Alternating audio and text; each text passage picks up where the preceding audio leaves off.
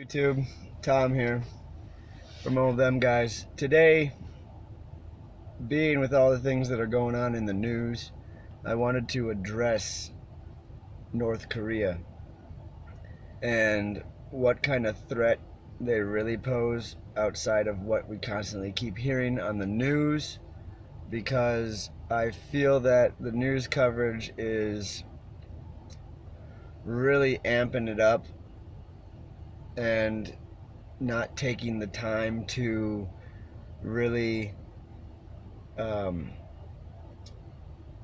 dig into their capabilities and what it is the North Koreans strategically are trying to achieve, in my opinion, based off of these current rounds of testings and why they have always pursued a nuclear program.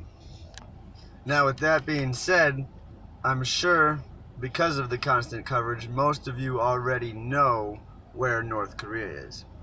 So I'm going to spare you any maps or anything like that, because most of you out there watching this probably already have a good idea where the Koreas are.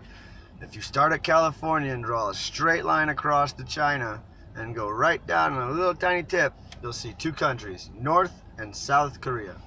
It's the North that we have problems with. You see, back in the end of World War II and the early stages of the Cold War being the Soviet Union versus the United States, communism versus capitalism, democracy, however you want to frame it. But back at the end of the end of World War II and the beginning of the Cold War, there was a policy called containment, and what that meant was trying to stop the spread of communism across the globe. And it just happened to land on Korea at this point, because Korea during World War II was a Japanese-held territory that they occupied during their invasion of Manchuria and China and the greater Asia region in general. Now, after World War II, the Koreas were split by the powers into two, North and South Korea. The North earning backing from the Soviet Union, and the South earning backing from the United States, and largely the United Nations.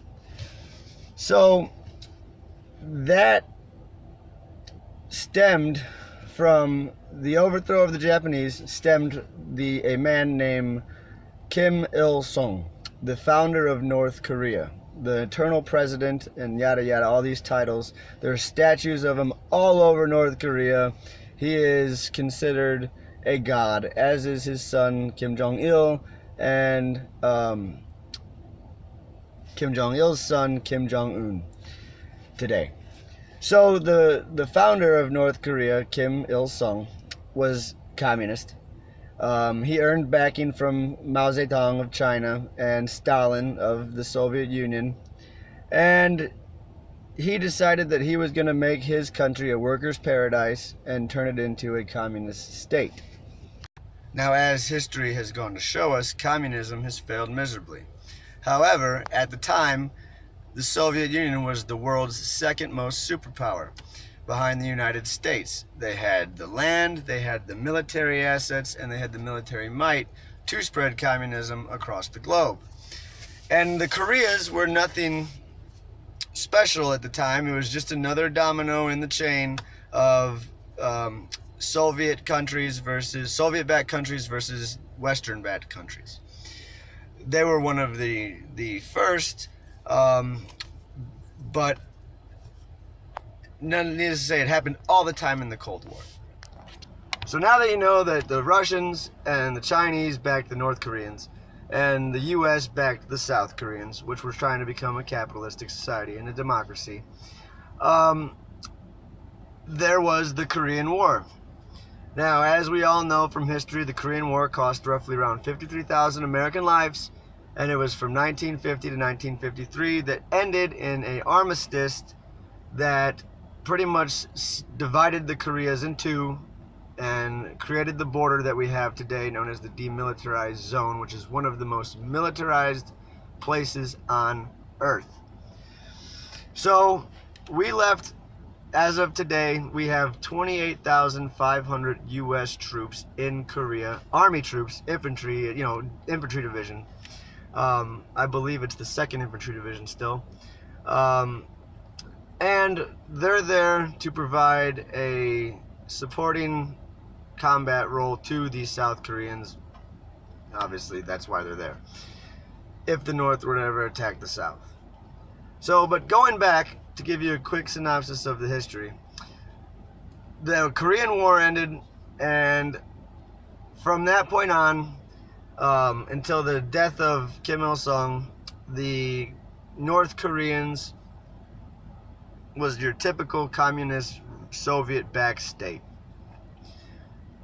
As we all know, tremendous problems within a lot of the Soviet republics and a lot of the Soviet-backed countries that chose communism over capitalism.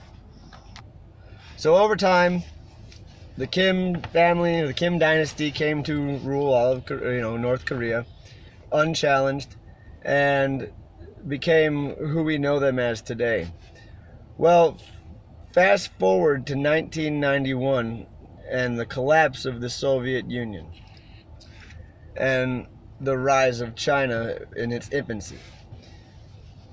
The Koreans, the North Korea that we know today, was at a tipping point. They literally had no economy outside of, the Soviet-backed system and the Soviet-based system. They were in bad shape. But, as all communist rulers pretty much are, they've become a very corrupt and evil dynasty. So when Kim Il-sung died and transferred power over to Kim Jong-il, that was the first of the truly, truly mad dictators of North Korea. And I say mad, I don't say stupid or lunatics, I say mad, because they understood that they did not have any support anymore from the outside world besides communist China. And that was substantial enough, but they had no access to Western economies. So during the 90s, that coupled with large famines in North Korea, their country fell even into more of disarray. In Korea, there's 2 types of jobs you can have if you're a male, and that's obviously in some kind of service industry to the state and or the military. Military life is very common in North Korea, hence why they have such a large military.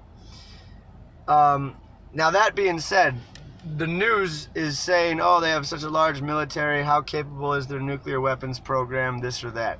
Well, let me start by saying that the North Koreans, as a military threat to our current United States military, without the intervention of nuclear weapons, is very, very marginalized when it comes to an overall strategic victory against the United States and South Koreans.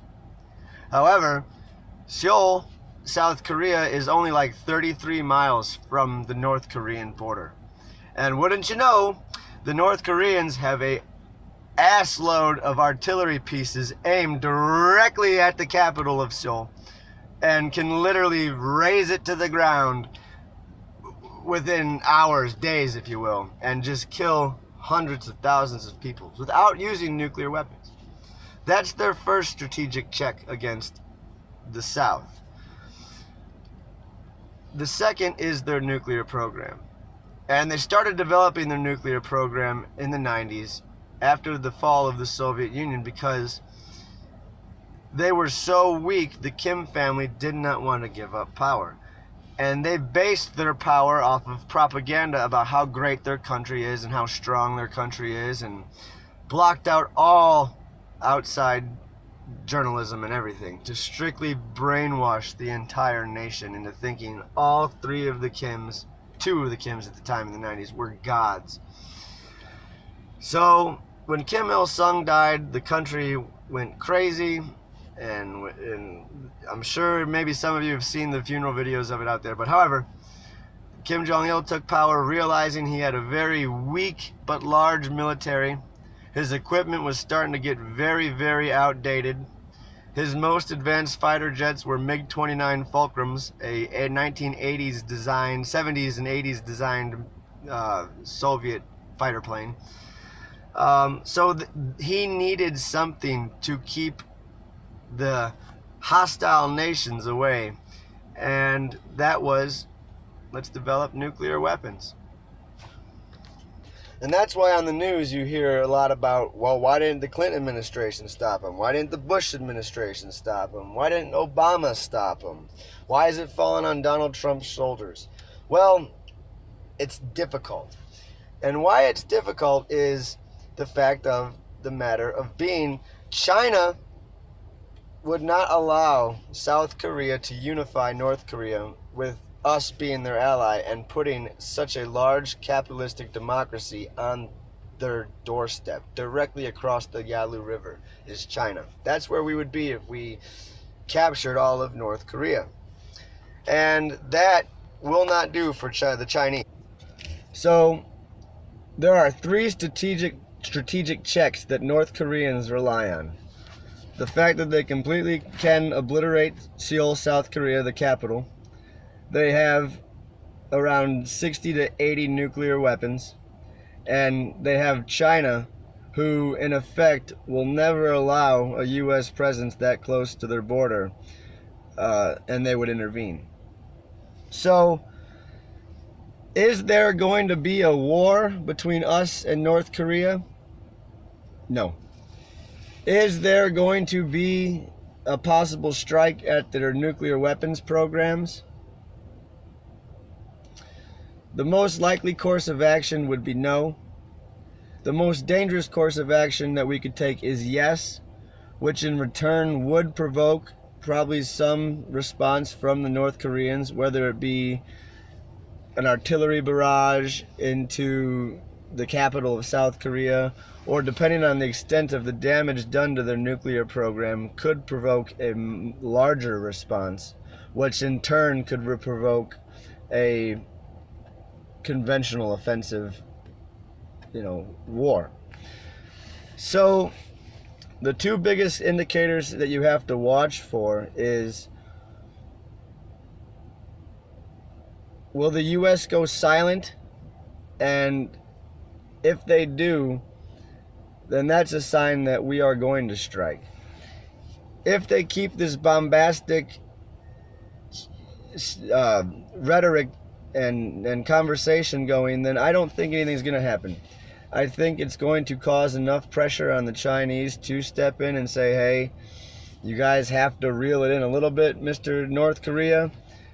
But I don't foresee an overall war happening on the Korean Peninsula. If the two greatest superpowers in the world felt so threatened for so long and they not once used nuclear weapons, even during the Cuban Missile Crisis, the Kim dynasty is not suicidal enough to use nuclear weapons against such a large, powerful nation as the United States of America. But until we actually have some true leverage against China, whether it be economically or an overwhelming amount of support from other Asian nations to make a change, then the North Korean family will always be there as long as Kim Jong-un is alive. And he's only like 33 years old. So it's sobering to think that you can never get rid of a nuisance like this, but we can't do it unilaterally. We can, but it's not worth it in capital, in the political arena, or economically for us to take care of it alone. And we can't, because you have to take a lesson from history. As soon as we got close to communist China in the Korean War, the Chinese Communist Party sent 250,000 soldiers in just a bloodbath and pushed us all the way back to Busan. And we can't have that. In this day and age, the loss of life would be ridiculous. We could win, and we would win, easily we would sweep aside the North Koreans with their outdated technology and equipment. However, once China got involved, and once the Kims felt desperate enough that their grip was failing, they would resort to nuking targets of interest. And the Chinese would expand the combat into a larger theater in the Asian Rim. And that, my friends, we can't have. We're 19, 20, 21 trillion dollars in debt.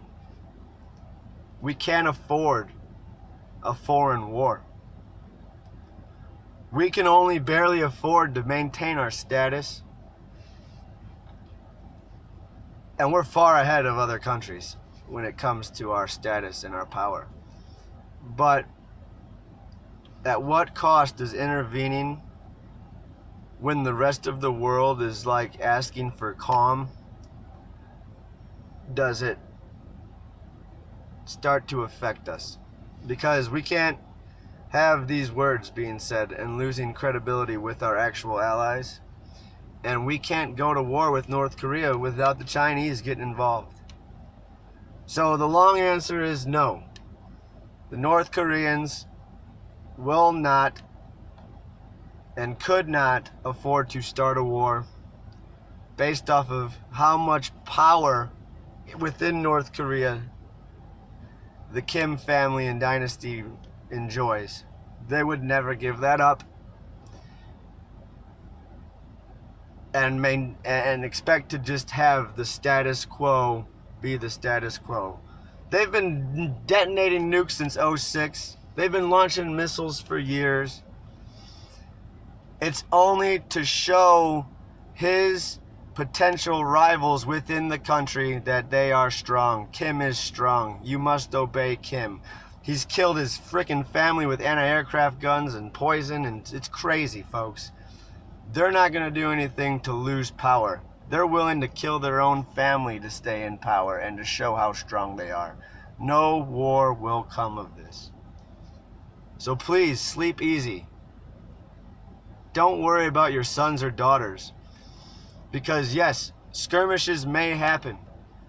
The North Koreans might shoot at the South Koreans like they have in the past. Christ, a couple years ago in 2010, they sunk a destroyer of the South Korean Navy, and we didn't go to war. So, that being said, we have the strongest military the world has ever known.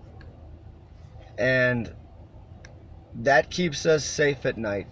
Regardless of who out there in the world wants to hurt us, that hurdle is there. And that may sound biased, but it's absolutely a truth in this day and age. So rest easy, my friends. Know that rhetoric is rhetoric. Saber rattling is saber rattling. The Kims are not crazy enough to give up power. Trump is not crazy enough to initiate an attack. And the Republicans aren't willing to stake any political stake at all in another war that really doesn't have to be fought. So, God bless, good night, or not God bless. I'm not here to judge that. That's not my place. But I hope that this helps.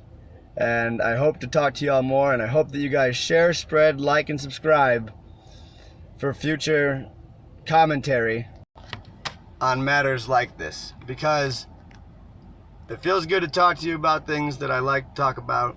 And it feels really good to reassure you guys based off of what the news is saying and what the North Koreans are really capable of doing and achieving by taking the course of action that the news is suggesting that they might take.